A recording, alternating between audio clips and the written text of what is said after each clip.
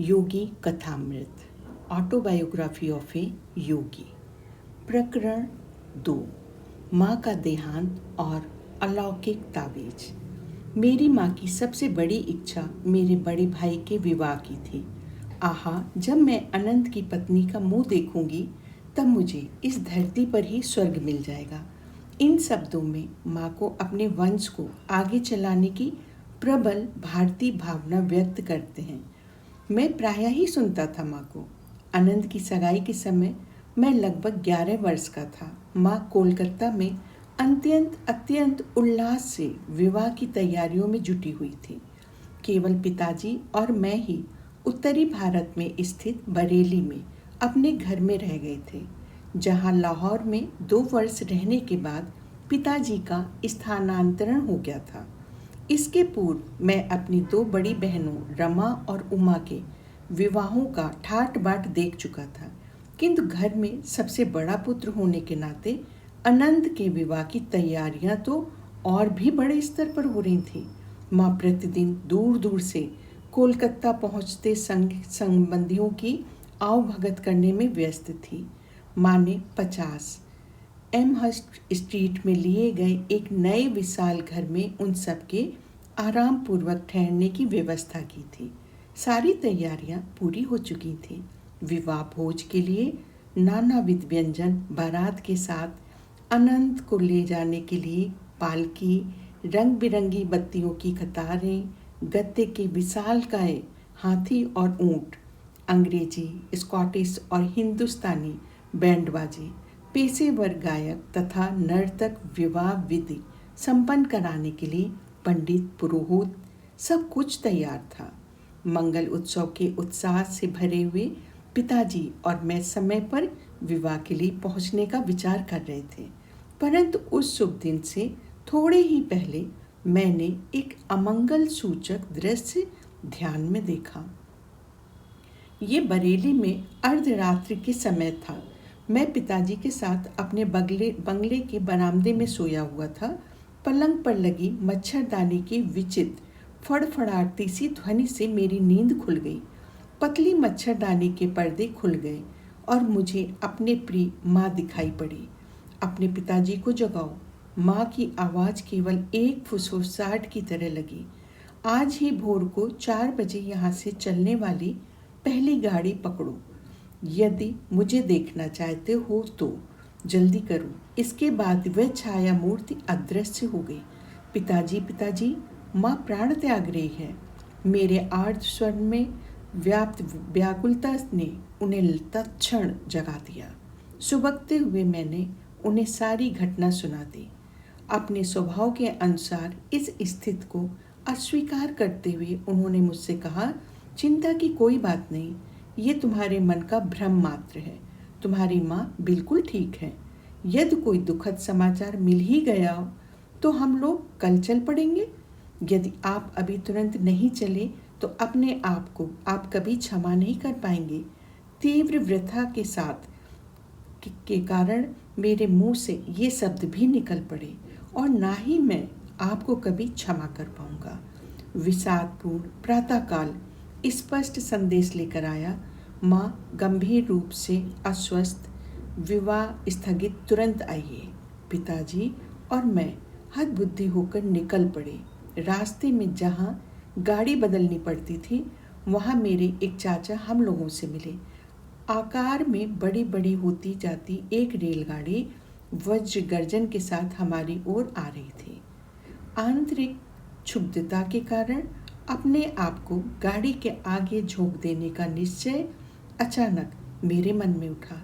मुझे लगा कि माँ की छत्र छाया से वंचित हो जाने के बाद अब अचानक पूर्णतः उजड़ गए। इस संसार को सहने की क्षमता मुझ में नहीं है। मैं माँ से इस संसार में सबसे प्रिय मित्र के रूप में प्यार करता था। उनके सांत्वनादायक काले नयन, बचपन की छोटी छोटी व्यथा, वेदनाओं के समय मेरा एकमात्र आश्रय था। क्या माँ अभी तक जीवित है? चाचा से एक अंतिम प्रश्न करने के लिए मैं रुक गया। चाचा को मेरे चेहरे पर छाई अधीरता को भाप लेने में तनिक भी देर नहीं लगी। निसंशय में जीवित है। पर मुझे उन पर थोड़ा भी विश्वास नहीं हुआ। हम कोलकाता में घर पहुँचे तो हमें मृत्यु के अचेतन करने वाले रहस्य का सामना करना पड़ा। मैं मृत प्राय सा होकर गिर पड़ा।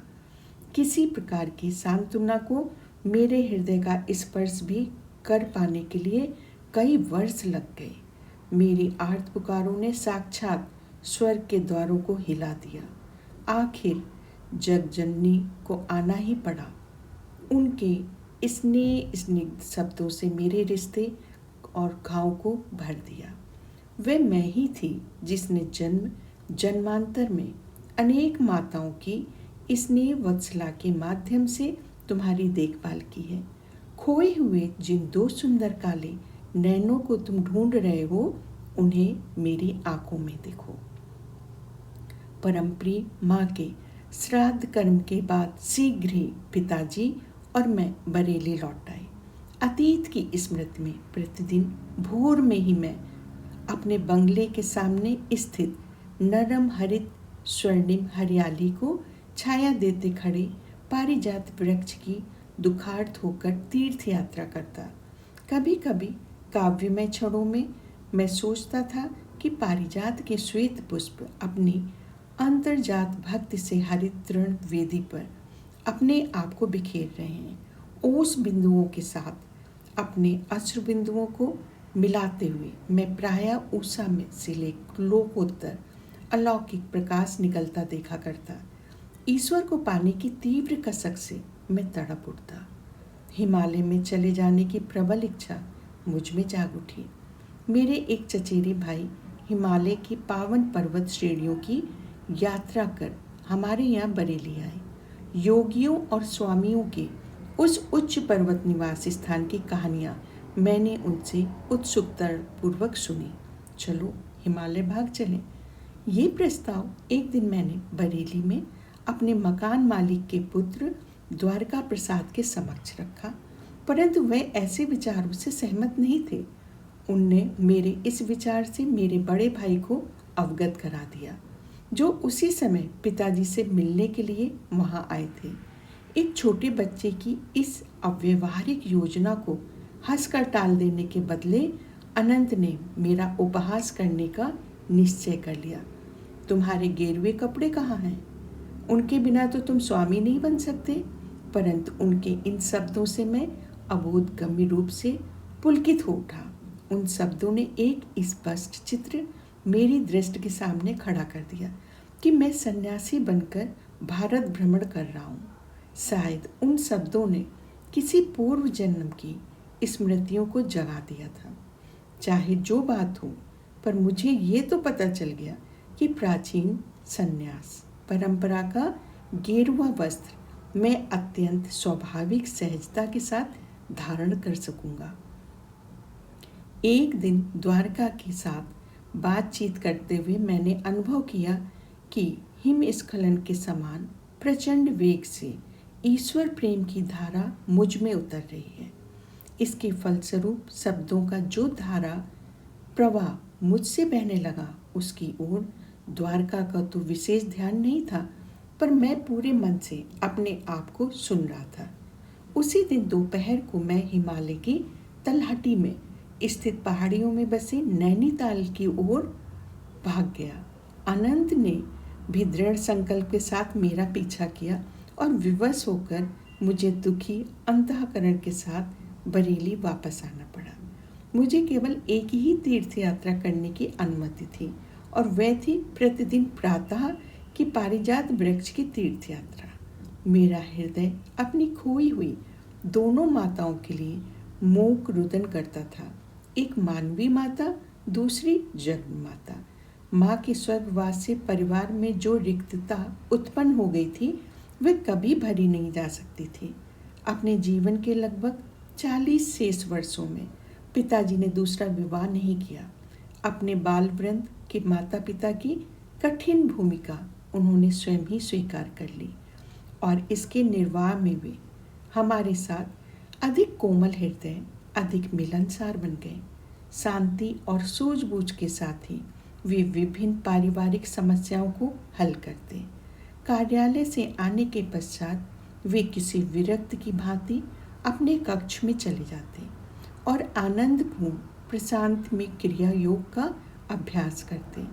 माँ के स्वर्गवास के बहुत समय बाद मैंने ऐसी छोटी छोटी बातों का ध्यान रखने के लिए एक अंग्रेज परिचारिका को रखने का प्रयास किया ताकि पिताजी को कुछ आराम मिल सके, परंतु पिताजी ने सिर हिलाकर अपनी असहमति प्रकट कर दी।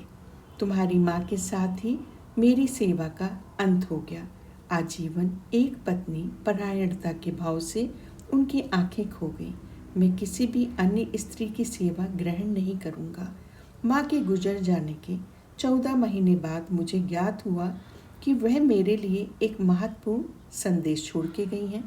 उनके अंतिम समय अनंतदा उनके पास उपस्थित थे और उन्होंने उनके शब्दों को लिख लिया था। यद्यपि माँ ने वह संदेश मुझे 1 वर्ष में दिए जाने का निर्देश दिया था, तथापि मेरे भाई ने उसमें विलंब कर दिया था। उन्हें शीघ्र ही माँ द्वारा उनके लिए पसंद की हुई कन्या से विवाह करने के लिए बरेली से कोलकाता प्रस्थान करना था। एक दिन संध्या को उन्होंने मुझे अपने पास बुलाया। मुकुंद, तुम्हें ये विलक्षण समाचार देने में मैं आनाकानी करता रहा। उनके स्वर में विवशतापूर्ण समर्पण था। मुझे भय था कि इससे तुम्हारी गृह त्याग की इच्छा और भड़क उठेगी, परंतु तुम वैसे भी अभी प्रबल ईश्वर प्रेम में ओतप्रोत हो गए हो।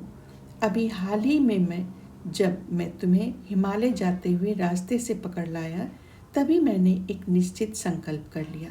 मुझे किसी भी परिस्थिति में अब अपना पवित्र वचन निभाने में देर नहीं करनी चाहिए। मेरे भाई ने मुझे एक छोटी सी डिबिया दी और माँ का संदेश मुझे सुनाया। माँ ने कहा था, मेरे प्रिय पुत्र मुकुंद, मेरे ये शब्द तुम्हारे लिए मेरा अंतिम आशीर्वाद है। अब वह समय आ गया जब मैं तुम्हारे जन्म के पश्चात घटी अलौकिक घटनाओं से तुम्हें अवगत करा देना चाहती। जब तुम मेरी गोद में एक नन्हे से शिशु मात्र थे, तभी मुझे तुम्हारे निहित मार्ग का पता चल गया था। मैं तब तुम्हें वाराणसी में अपने गुरु के घर ले गई थी। वहाँ शिष्यों की भीड़ की ओट में लगभग छिपे हुए मैं ध्यानस्थ लाहिड़ी महाशय को कठिनता से देख पा रही थी। तुम्हें थपकियाँ देते देते मैं मन ही मन प्रार्थना करती जा रही थी कि गुरुदेव को वहाँ हमारी उपस्थिति का ज्ञान हो जाए और वे तुम्हारे आशीर्वाद देते। जब मेरी मूक भक्तिपूर्ण प्रार्थना तीव्र हो गई, तब उन्होंने आंखें खोली और मुझे पास आने का इशारा किया। सभी लोगों ने मुझे रास्ता दिया। मैंने जाकर उन परम पवित्र चरण कमलों में अपना सर रख दिया। लाहिड़ी महाशय ने तुम्हें अपनी गोद में लिया और आध्यात्मिक दीक्षा के रूप में तुम्हारे ललाट पर अपना हाथ रखा। छोटी माँ, तुम्हारा पुत्र एक योगी होगा, एक आध्यात्मिक इंजन बनकर वे अनेक आत्माओं को ईश्वर के साम्राज्य में ले जाएगा। सर्वज्ञ गुरुदेव ने मेरी गुप्त प्रार्थना स्वीकार कर ली। ये देखकर मेरा हृदय आनंद से नाच उठा। तुम्हारे जन्म के कुछ पहले उन्होंने मुझे बताया था कि तुम उनके ही मार्ग पर चलोगे। मेरे पुत्र, बाद में तुम्हें जब अद्भुत आलोक के दर्शन का पता भी मुझे और तुम्हारी बड़ी बहन रमा को चल गया था, क्योंकि हम दोनों उस वक्त एक साथ कमरे में थे। तुम्हें अपनी सैया पर निश्चल बैठा देख रही थी। तुम्हारे छोटे से मुख मंडल पर तेज प्रकट हुआ था जब तुम भगवान को खोजने के लिए हिमालय में जाने की बात कर रहे थे। तब तुम्हारी आवाज़ में अत्यंत दृढ़ निश्चय ध्वनित हो रहा था। इन सब माध्यमों से मेरे पुत्र, मैं समझ गई थी कि तुम्हारा मार्ग सांसारिक महत्वाकांक्षाओं से दूर है। मेरे जीवन की एक अद्वितीय घटना ने तो इस पर निश्चितता की मुहर लगा दी। वही घटना आज मुझे मृत्युशैया से ये संदेश तुम्हें देने के लिए विवश कर रही है। ये घटना है पंजाब में एक साधु के दर्शन की। जब हमारा परिवार लाहौर में रहता था, तब एक दिन प्रातःकाल नौकर मेरे कमरे में आया। मालकिन, एक अजीब साधु द्वार पर आया है। कहते हैं कि उसे मुकुंद की माँ से ही मिलना है। इन सीधे सरल शब्दों से मेरे भीतर कोई तार झंकृत हो उठा। मैं तुरंत साधु से मिलने बाहर गई। उनके चरणों में प्रणाम करते समय मैं समझ गई कि मेरे सामने कोई सच्चा सिद्ध पुरुष खड़ा हुआ है। उन्होंने कहा, माता, महान गुरुजन तुम्हें ये बता देना चाहते हैं कि इस पृथ्वी पर तुम्हारा वास अब अधिक दिन नहीं रहेगा। तुम्हारी अगली बीमारी तुम्हारे लिए अंतिम सिद्ध होगी। इसके पश्चात थोड़ी देर वे मौन रहे। उस मौन के दौरान मैंने कोई भय या संकट नहीं बल्कि महान शांति अनुभव की।